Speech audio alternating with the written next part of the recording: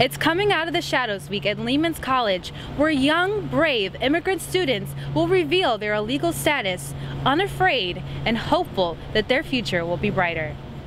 Dominicans and Puerto Ricans are known for their historic rivalry, but recent trends show that romantically they're doing pretty well. In fact, that's where the term Dominican comes from.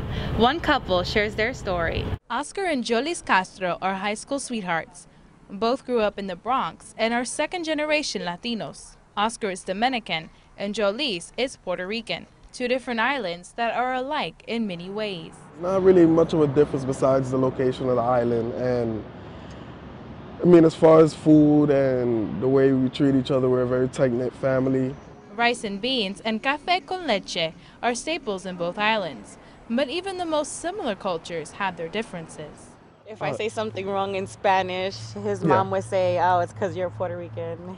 Yeah, the language is more or less the same, but there are a few words here and there that might mean something to Puerto Ricans, might mean something different to Dominicans. Javier Toti, professor of Latin American and Puerto Rican studies at Lehman College, says that both groups have found a way to unite among the diversity of Latinos. Cultures from the Caribbean region do find, not that the other unions are impossible or it doesn't take place, but there's more commonality and they tend to migrate together. The fact that they're marrying each other in significant numbers, I think it shows that they see themselves as very similar.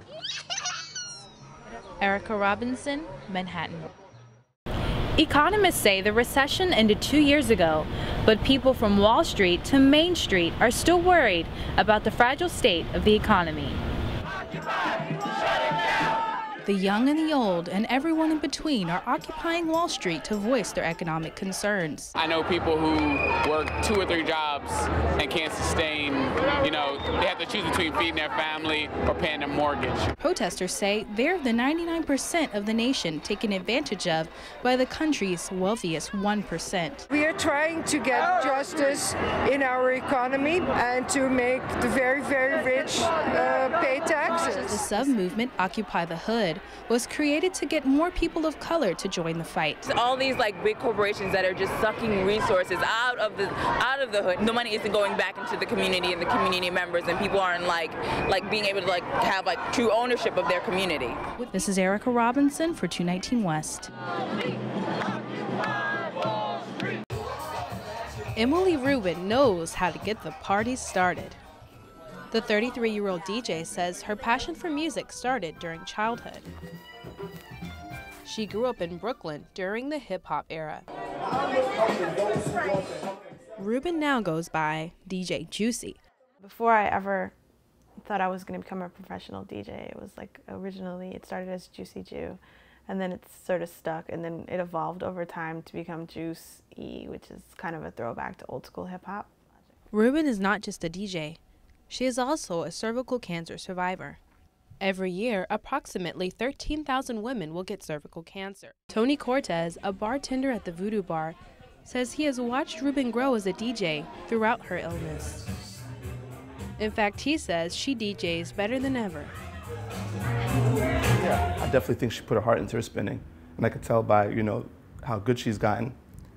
And I think a lot of ways when you overcome something like that, it actually makes you better at what you're doing, especially if you stick with it. For Healthbeat Brooklyn, this is Erica Robinson. Her film No Weapon takes us on an intimate journey through some of her own personal experiences with domestic violence. I'm Erica Robinson, and I'm here with April Marcel. And how long was that process? How long did it take for you to get out?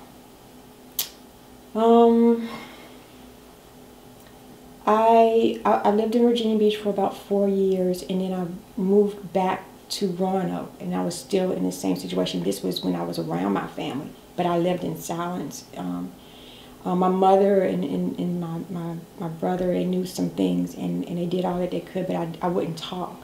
I kept a lot of things to myself until I started showing signs of abuse, marks, and losing all kind of weight, just almost close to death. And I just think it might have been, goodness, about 10 years, I think. And it really didn't end until my husband was killed. He was stabbed to death, and I was just free to walk away from all that, free. I didn't actually walk away when he was alive, but he ended up dead, and I was set free from all of that. But I didn't want women to feel like they had to wait till, like I did. You need to get out before, or you will be the one that will be dead.